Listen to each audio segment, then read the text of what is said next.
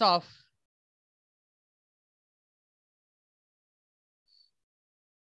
economics is of environment.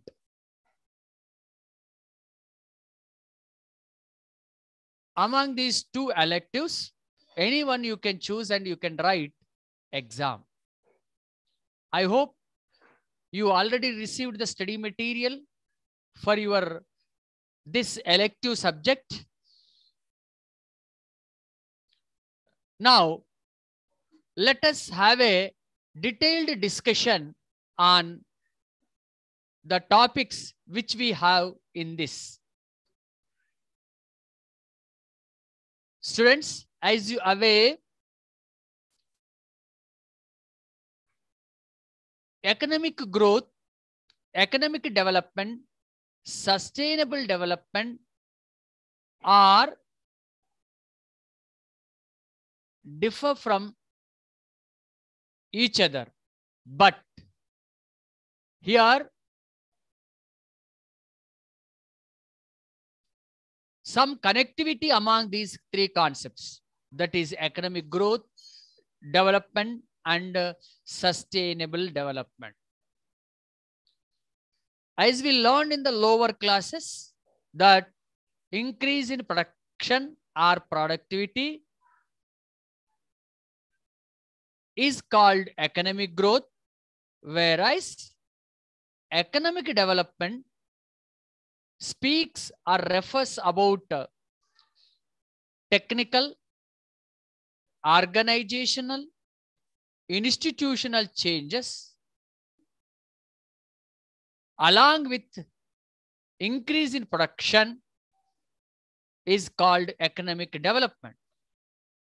When come to the last concept, sustainable development is the development without compromising future generation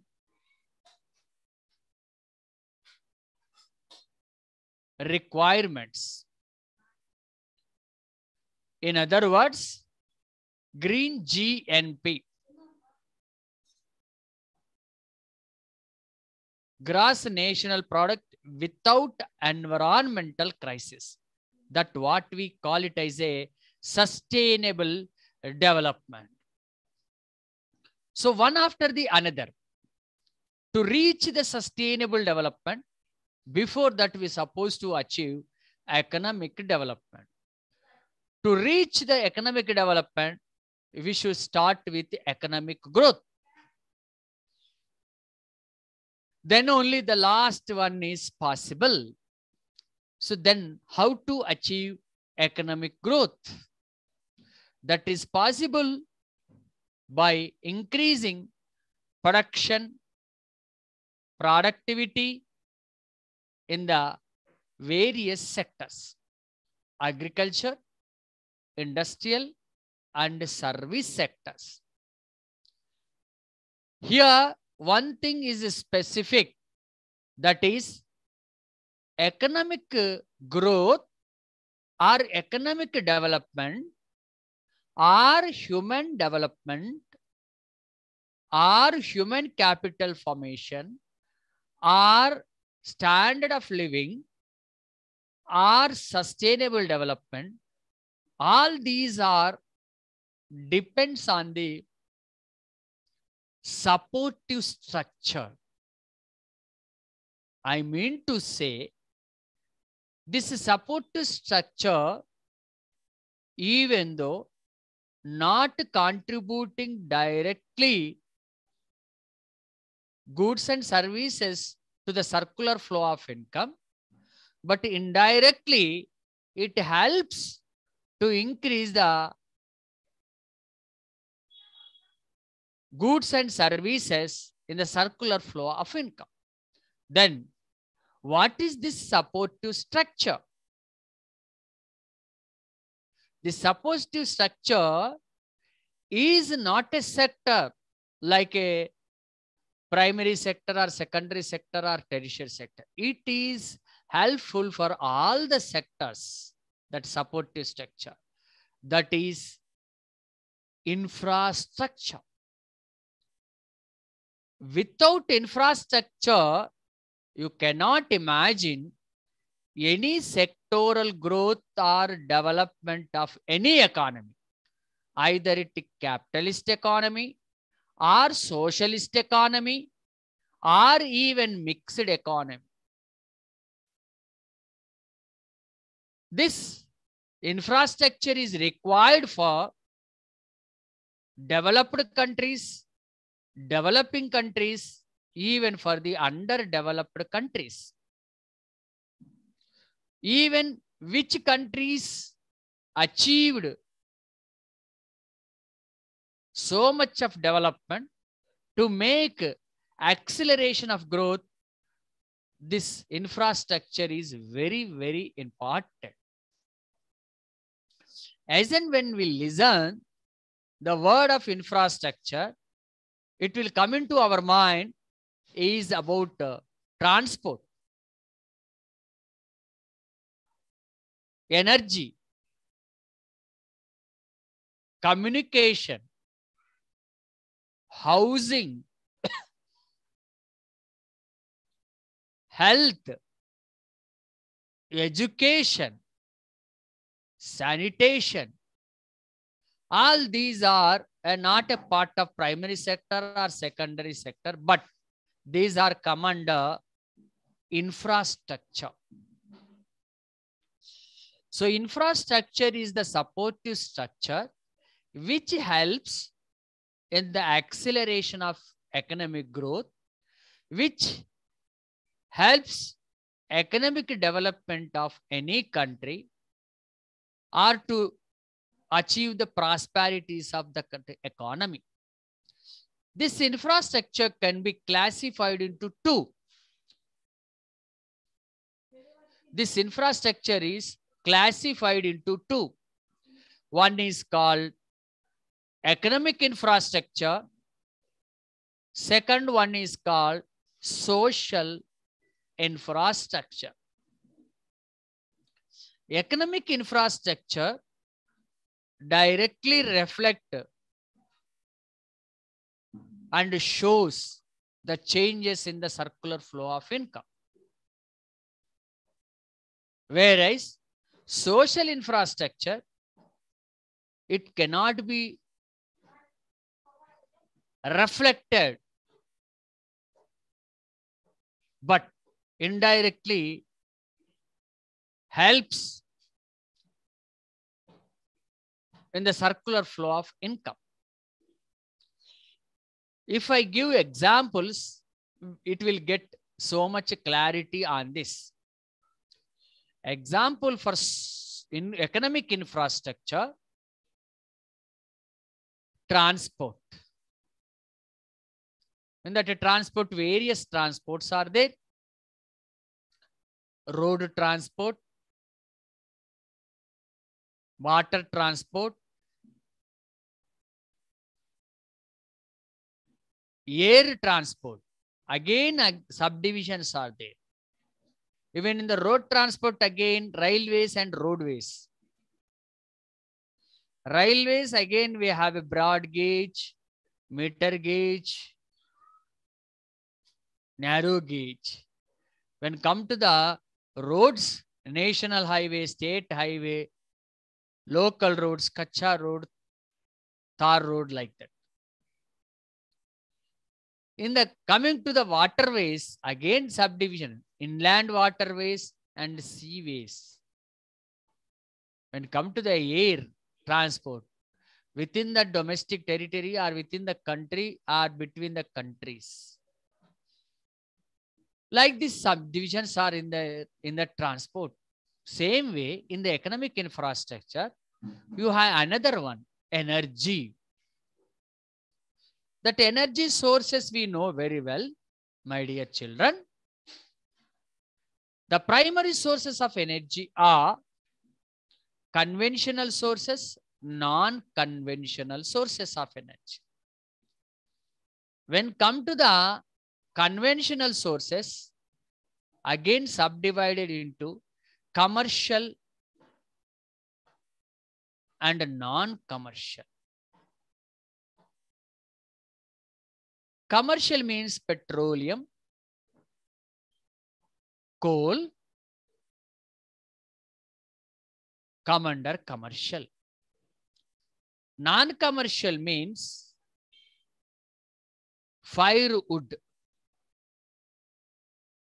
etc. Those are come under non-commercial sources of energy. So I said no, commercial and non-commercial. Now let's come to non-conventional sources. Conventional are common, everyone we know. When come to the non-conventional means, which are depend on renewable sources of energy. Renewable sources of energy. Like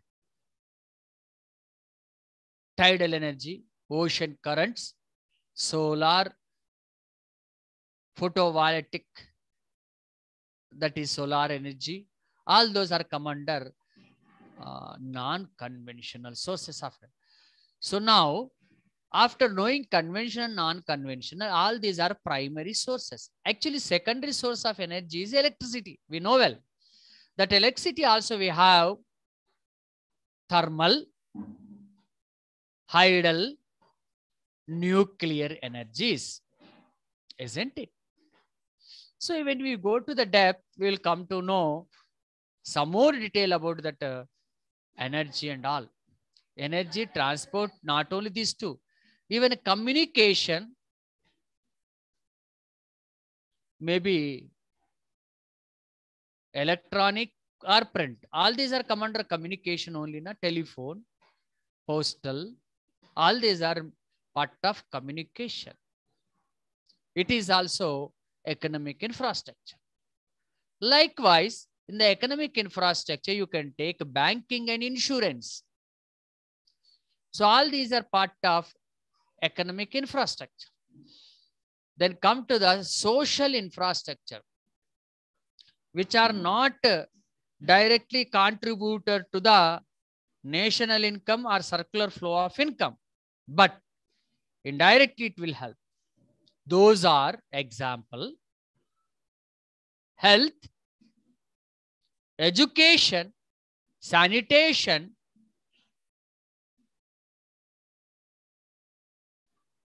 etc. When come to the health, children, you know very well, sound mind in sound body. When we are healthy, our mind also will be healthy, you know. Moreover, health is a wealth and tax-free also. Healthy person can discharge his duties perfectly without interruption, more hours, quality of work, etc. But ill health person can't. Health means without having any ill health, sickness. But health is depends on various factors, as you know, like doctors, diagnostic centers, pharmacy, nurses, beds, multi-specialty hospitals, dispensaries. All these are the health infrastructure. Hello? Hello?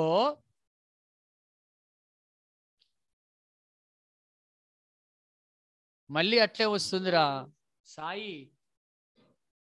Connecting audio and connect hear you అని వస్తుందిరా Sai.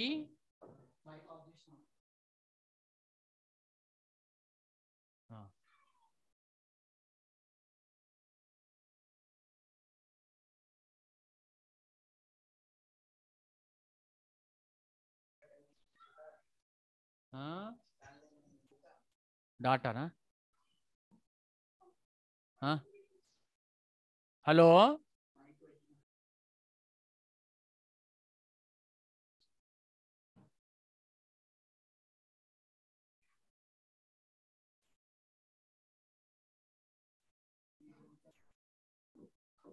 Hmm.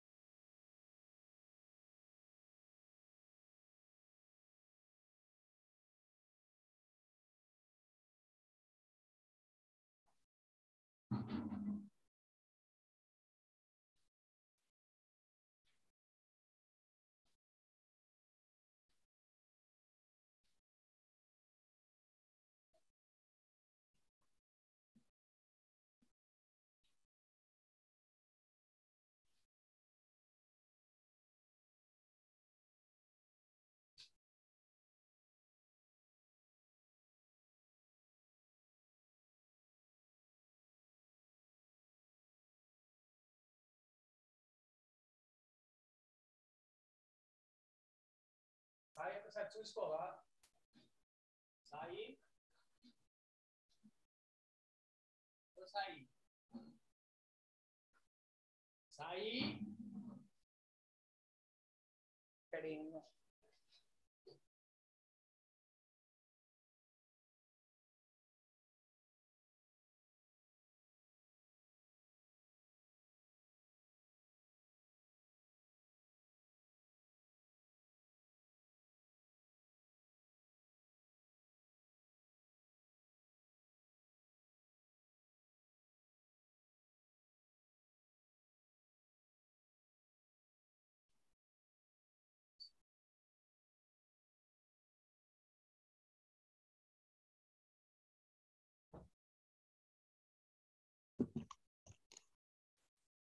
Hello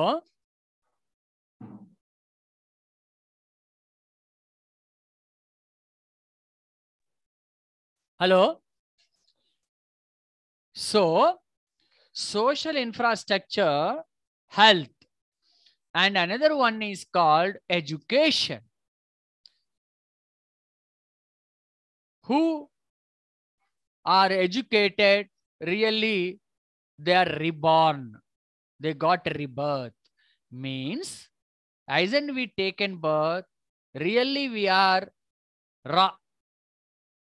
Isn't when we educated, we acquire skills, knowledge, efficiency, abilities. So the population, are we human beings transformed into human capital as and when we get education. As you know well, children, there are various levels of education: primary, secondaries, senior secondary, higher secondary, university education, technical education, vocational education, professional education, like that. So now here so many things are involved.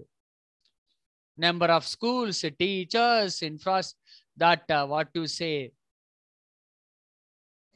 blackboard, furniture, so many things are interlinked. That is in detail when we go, what are the challenges faced in the Indian education sector that we can have. So in the social infrastructure, first one, health, second is education, then housing, drainage, sanitation. So what I would like to say, children, the social state infrastructure and economic infrastructure both are important for the development of economy as well as development of agriculture sector, industrial sector, service sector, and whatnot. So my dear children, మనం ఏమని చెప్పుకుంటున్నామంటే, ఏ దేశ ఆర్థిక వృద్ధి కానీ, ఆర్థిక అభివృద్ధి కానీ,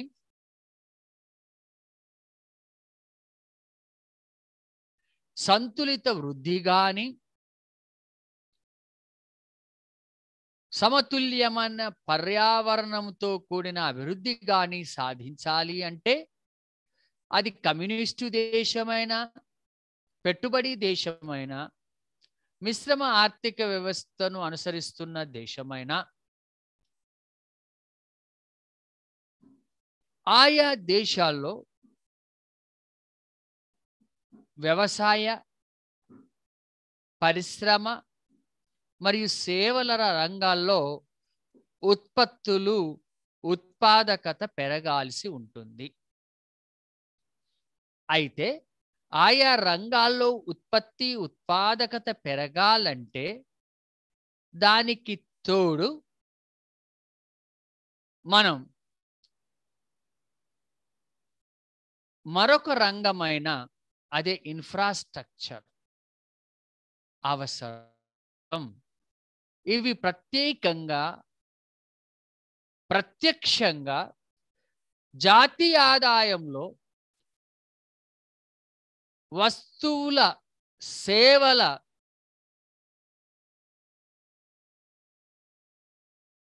flow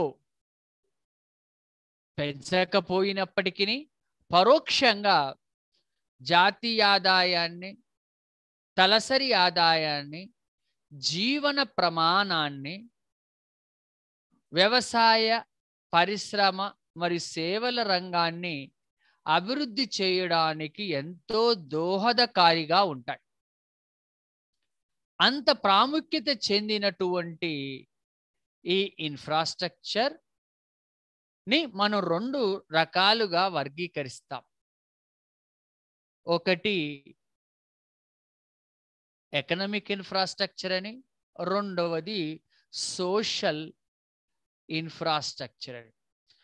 economic infrastructure అవి ప్రత్యక్షంగా ఉత్పత్తి పెరుగుదలకు దోహదపడినప్పటికీ, సోషల్ ఇన్ఫ్రాస్ట్రక్చర్ అనేది పరోక్షంగా ఉత్పత్తి దోహదకారిగా ఉంటుంది. అయితే ఇవి సోషల్ ఇన్ఫ్రాస్ట్రక్చర్కు, ఎకనామిక్ ఇన్ఫ్రాస్ట్రక్చర్కు మనం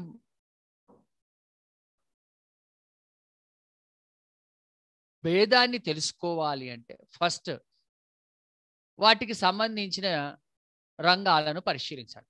ఉదాహరణకు ఆర్థిక పరమైన అదే ఎకనామిక్ ఇన్ఫ్రాస్ట్రక్చర్లో రవాణా, శక్తి,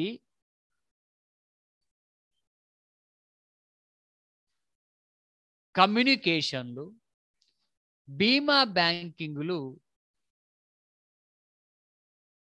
ఎకనామిక్ ఇన్ఫ్రాస్ట్రక్చర్కు సంబంధించినవైతే, వైద్య ఆరోగ్య,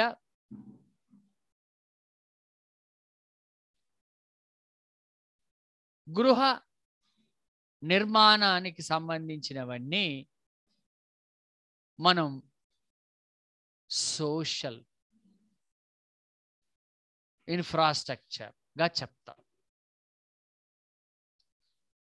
ఈ రెండు కూడా ఆర్థికాభివృద్ధికి అవసరమైనవి. అయితే ఇక్కడ మనం అనుకున్నట్టు పర్యావరణం క్షీణించకుండా ఆర్థికాభివృద్ధి జరిగితే అదే సరి అయిన అభివృద్ధి అని మనం చెప్తాం. అది వాస్తవం. పర్యావరణం దెబ్బతినకుండా అంటే ధ్వని కాలుష్యం, వాతావరణ కాలుష్యం,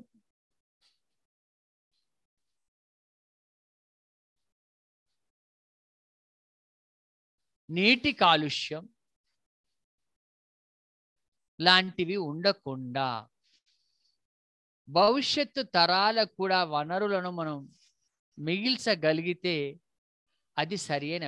అంటే రిన్యూవబుల్ సోర్సెస్ ఏవైతే ఉన్నాయో వాటిపైననే మనం సాధ్యమైనంత ఉపయోగం చేసి,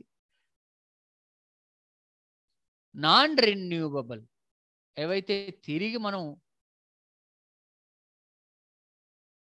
ఉత్పత్తి చేయలేమో అలాంటి వాటి విషయంలో మనం చాలా జాగ్రత్త వహించి భవిష్యత్తు తరాలకు అందించాల్సిన అవసరం ఉంది. అయితే అప్పుడే మనం సమతుల్యమైన పర్యావరణ సహిత ఆర్థిక అభివృద్ధిని సాధించిన వాళ్ళం అవుతాం. సో ఇక్కడ మనం ప్రత్యేకంగా చెప్పాల్సిన విషయం ఏంటంటే ఆర్థికాభివృద్ధి అనేది ఏదో ఒక అంశంపైనే ఆధారపడి లేదు, అనేక అంశాలపై పరస్పర ఆధారితమై ఉన్నది. కనుక ఆ పరస్పర ఆధారిత అంశాలన్నింటినీ పరిగణలోకి తీసుకొని వాటన్నింటి పట్ల ప్రత్యేక శ్రద్ధ తీసుకొని మనం దానికి అనుకూలమైన ప్రణాళికలను రూపొందించడమే కాకుండా ఆ ప్రణాళికను క్రమబద్ధంగా మనం పాటించగలిగితే మనం ఆశించినంత ప్రగతి సాధ్యమవుతుంది అనే విషయాన్నే ఈ చర్చలో వివిధ పాఠ్యాంశాల ద్వారా మనం పరిశీలించబోతున్నాం. మనం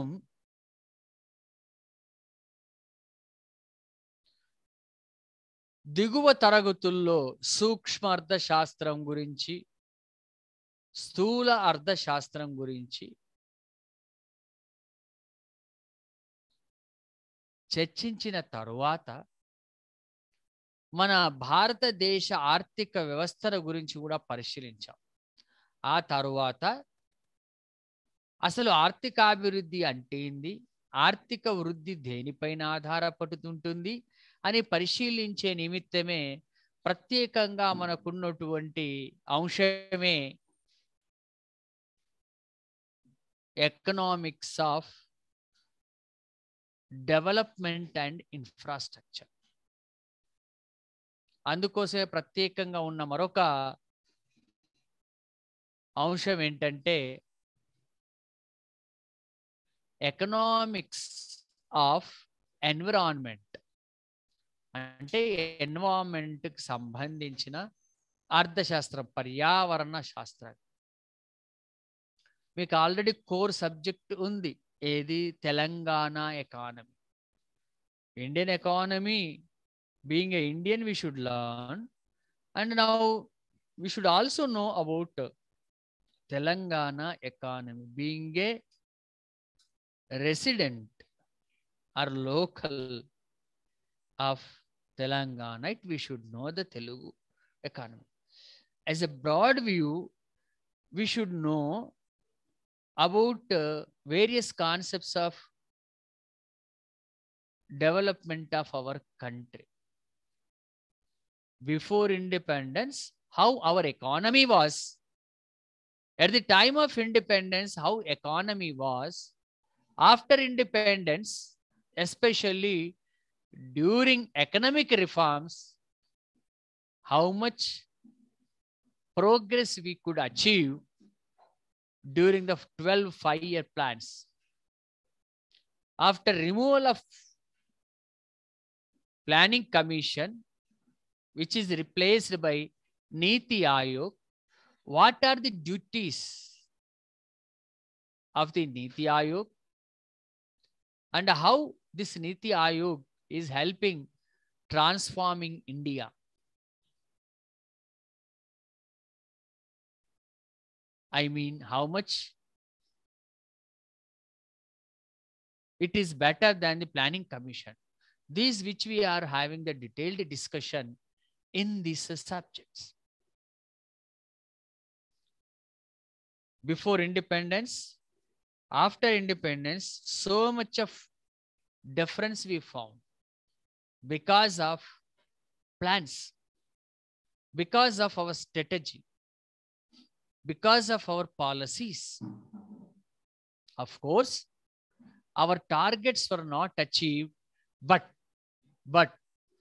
some extent, some of the targets were achieved also. So now our intention is to make us aware about where the drawbacks or challenges facing for our development of our country, what solutions we can give, what programs were implemented, those programs how far succeeded. If not succeeded, what are the better solutions or better alternatives we can give? These are only we are going to discuss over here so that we will get a detailed idea on those aspects about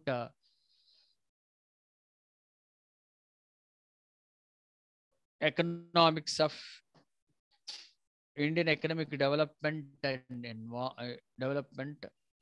and infrastructure. And another collective is economics of environmental science. So these are the detailed topics which we are going to have a detailed discussion in the coming next classes. మనం దిగువ తరగతుల్లో సూక్ష్మ అర్థశాస్త్రం, స్థూల అర్థశాస్త్రం పరిశీలించాం. అంతటితోనే సరిపోదు. అసలు మన ఆర్థిక వ్యవస్థ వెనుకబాటుదల కారణం ఏంటి, అభివృద్ధి చెందడానికి చేయాల్సిన చర్యలు ఏమిటి, అవి తెలుసుకునే నిమిత్తమే స్వాతంత్ర్యానికి పూర్వం లేక స్వాతంత్ర్యం వచ్చినప్పటికీ మన ఆర్థిక వ్యవస్థ ఎలా ఉంది, ప్రణాళిక కాలంలో ఆర్థిక వ్యవస్థ ఎలా ఉంది, ప్రణాళికలు తీసివేసి దాని స్థానంలో నీతి ఆయోగ్ ఏర్పాటు చేసిన తర్వాత ఏ రకమైన ప్రతిఫలాలు వచ్చాయి, ఇవన్నీ వివరంగా మనం తెలుసుకోగలిగినప్పుడే మనం మన సమస్యలను పరిష్కరించగలుగుతాం. భవిష్యత్తుకై దీర్ఘదర్శి వ్యూహాన్ని అనుసరించి ఆర్థిక అభివృద్ధిని సాధించే ప్రయత్నం చేయగలుగుతాం. కనుక being a student of economics, being an Indian, we should know about our Indian economy, its various stages and various types of programs, and at the same time how far we achieved the economic growth, development or sustainable development. We supposed to go for retrospection. For that we have these subjects for discussion. With these words, I want to conclude. But before concluding, I am going to ask you or give you a time to ask your doubt. ఈరోజు ఈ విషయాలను చర్చించిన తర్వాత మిగతా విషయాల చర్చలను తెలుసుకునే ముందు ఈరోజు చర్చించిన విషయాల్లో ఏ రకమైన సందేహాలు కానీ లేక ఏ రకమైన టాపిక్లను వదిలేసినా కానీ ఏ రకమైన subject related service if you require, you can take help of your library, help of your friends and teachers also. So that's why I'm leaving my phone number. You can note as and when you feel free and comfortable, and when you want to ask any query, you are welcome to call me 9966561796. So the coming classes, we are going to have a detailed discussion on various aspects. Now, please, if you have any doubts, please, you are welcome.